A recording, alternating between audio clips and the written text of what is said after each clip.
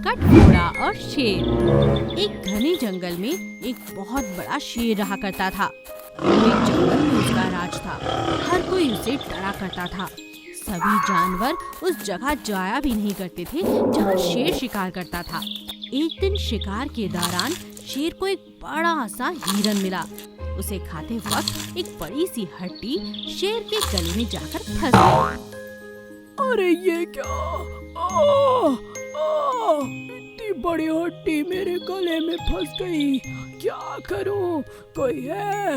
मेरी मदद करो, मदद! शेर जोर जोर से चिल्लाने लगा। शेर की आवाज सुनकर एक पेड़ पर बैठे हुए कटफोड़े ने सोचा, अरे ये क्या? राजा शेर मदद की पुकार कर रहे हैं। लगता है पूरे जंगल के लोग इस तरफ आना नहीं चाहते। लेकिन हो सकता है राजा शेर सच में मुसीबत में है। क्यों ना मैं उनकी मदद करूं? कटफोड़ा मदद करने के लिए शेर के पास जाता है। अरे कटफोड़े, जल्दी मेरे गले से हड्डी निकालो। खाते खाते एक बड़ी सी हड्डी मेरे गले में फंस गई है। ऐसी बात है राजा जी, तो मैं अभी निकाल देता हूँ। मगर आप वादा कीजिए कि कल से आप जो भी शिकार करेंगे उसका एक हिस्सा मुझे देंगे। राजा ने बहुत सोचा और कहा, हाँ ठीक है, मगर जल्दी करो। ऐसा कहते ही कटफोड़े ने तुरंत अपनी चोंच से बड़ी सी हड्डी बाहर निकाल दी। शेर बहुत खुश था क्योंकि अब हड्डी उसके गले में नहीं थी और कोई जलन उसे अब नहीं हो रही थी। अगले दिन वादे के मुताबिक कटफोड़ा शेर के पास आया और कहा, लाइए राजा जी, मेरा हिस्सा आपने कल वादा किया था। राजा शेर ने बहुत गुस्से में आकर कहा, शुक्र करो तुम्हारी जान मैंने बख्श दी। मैं राजा शेर हूँ, तुम्हारा शिकार आज ही कर सकता हूँ। बोलो क्या कहते हो? चले जाओ यहाँ से, कोई हिस्सा नहीं मिलेगा। ऐसा सुनते ही कटफोड़े को बहुत गुस्सा आया। उसने अपनी चोंच जोर से शेर की एक आंख पर मार दी। शेर चिल्लाने लगा, ये तुमने क्या किया? मेरी आंख फोड़ दी। तब कटफोड़े ने कहा, शुक्र कीजिए, मैंने आपकी दोनों आंखें नहीं फोड़ी। हाँ, चलता हूँ। ऐसा कहकर कटफोड़ा वहाँ से चला गया और शेर शर्मिंदा होकर अपनी आंख पकड़कर बैठ गया। चूहा, बिल्ली और शिकारी। एक जंगल में एक उल्लू, एक नेवला, एक चूहा और एक बिल्ली एक पेड़ के नीचे रहते थे। वे एक दूसरे के पैदाइशी दुश्मन थे और एक दूसरे से बचकर रहते थे। एक दिन उस गांव में एक शिकारी आया। उसने जानवरों को पकड़ने के लिए पेड़ के नीचे जाल बिछाया था। बिल्ली पेड़ के ऊपर बैठी थी और चूहे को पकड़ने के लिए पेड़ से नीचे उतरती है और जाल में अचानक फंस जाती है। अरे बचाओ, मुझे कोई बचाओ! नहीं नहीं! चूहा बिल्ली की आवाज सुन उसके पास आया और उसे जाल में देखकर हंसने लगा। आज बिल्ली जाल में फंस गई। हा, मुझे पकड़ने तो नहीं आ रही थी ना। हाँ, तुमसे बचकर रहता हूँ। तुम बहुत शैतान हो बिल्ली। चूहा खुशी में नाचने गाने लगा। चूहे की आवाज सुन उल्लू और नेवला भी पेड़ से उतरकर नीचे आ गए। अरे नहीं, हम ये उल्लू और नेवला तुम्हें पकड़कर खा जाएंगे। मैं क्या कर सकता हूँ? चूहा अपनी जान बचाकर तरीके से भागने की सोचता है। वह बिल्ली को देखता है और कहता है, ओ बिल्ली, आज मेरी मदद भी कर दो, फिर मैं तुम्हारी भी मदद करूँगा। मैं इस जाल में घुस जाता हूँ ताकि उल्लू और नेवला मुझे पकड़ ना सके। फिर मैं ये जाल अपने दांतों से तोड़ दूंगा, काट दूंगा और हम दोनों बाहर आ जाएंगे। नेवले से भी बच जाएंगे। बिल्ली समझदार थी, उसके पास और कोई चारा भी तो नहीं था। बिल्ली चूहे की बात पर राजी होती है। जब डर खत्म हुआ तो चूहे ने जाल तोड़ा और बिल्ली के साथ जाल से बाहर निकल आया।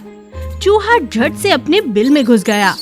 अगले दिन बिल्ली ने चूहे को कहा, ओ चूहे, बाहर निकलो, चलो खेलते हैं। चूहा हैरान हो गया, ऐसा पहले कभी नहीं हुआ था। बिल्ली ऐसे बुला रही थी मानो वो उसकी सबसे अच्छी दोस्त हो। चूहे ने कहा, क्या कहा? तुम मुझे बुला रही हो? लगता है तुम्हें मेरे किसी काम के लिए जरूरत है। हम तो दुश्मन है ना, और तुम दोस्तों की तरह आवाज लगा रही हो। बिल्ली चूहे की आवाज सुन हंसने लगती है और उसे कहती है, अब हम दोस्त नहीं, पक्के दोस्त हैं, और दुश्मन तो बिल्कुल भी नहीं। जानते हो, कल तुमने मेरी जान बचाई है, ये बात मैं कैसे भूल सकती हूँ। और तुमने अपना डर भी दिखा दिया। हम दोनों एक दूसरे की अच्छाई बुराई अच्छी तरह जान चुके हैं। चलो खेलते हैं। चूहा खुश हो गया और दोनों मिलकर मजे से खेलने लगे। और यह सब देखकर उल्लू और नेवला हैरान रह गए। ईमानदार गाय और शेर की कहानी।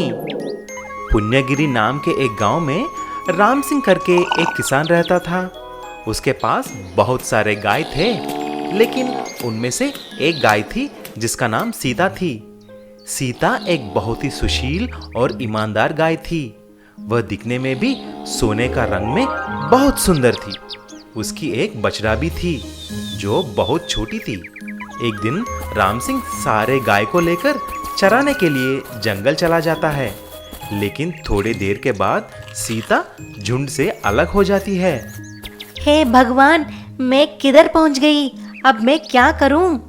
ऐसा वह फिर से वापस जा रहा ही होता है, तभी उसको एक भूखा शेर देख लेता है और उसकी पीछा करके उसके सामने कूद पड़ता है।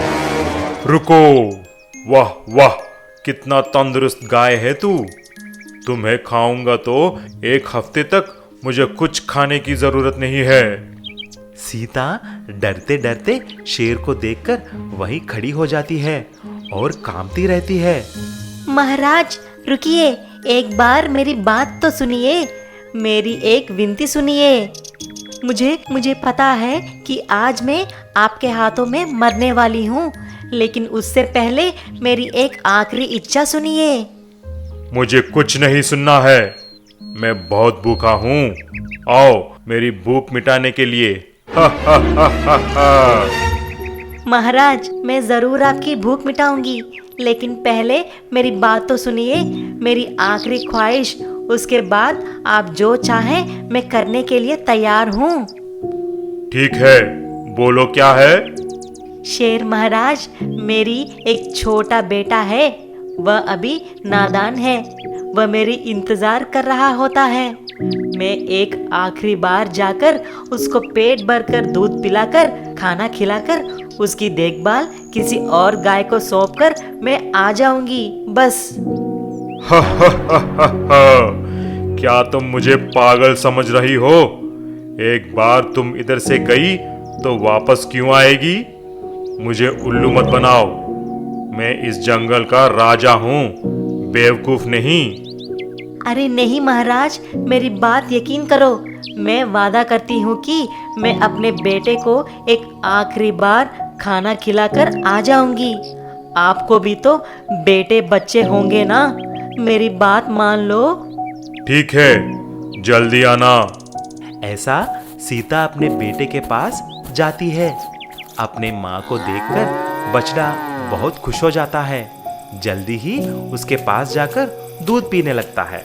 तभी सीता ने पानी भरी आंखों से ऐसी बोली, बेटा, तुम्हें हर वक्त ईमानदारी के साथ रहना होगा, सबका आदर करना होगा, दोस्तों के साथ अच्छी तरह खेलना और सबको प्यार से देखना। मुझे मालूम नहीं कि मैं फिर वापस आऊंगी कि नहीं। ऐसा बोलकर सीता जंगल की तरफ निकल पड़ी, लेकिन शेर को यकीन नहीं था कि सीता वापस आ जाएगी। शेर सीता की राह देखने लगता है। इतने में सीता वहां पर आती है।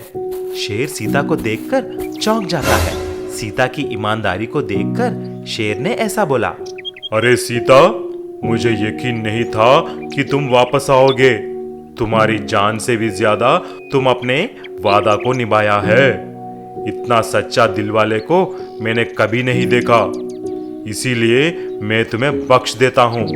जाओ, जाकर तुम्हारे बछड़े के साथ खुशी से रहना। ऐसा बोलते ही सीता दौड़कर वापस आ जाती है। उसकी माँ को देखकर बछड़ा बहुत खुश हो जाता है और खूब मस्ती किया। सीख, हमारी ईमानदारी ही हमारी जान बचाती है।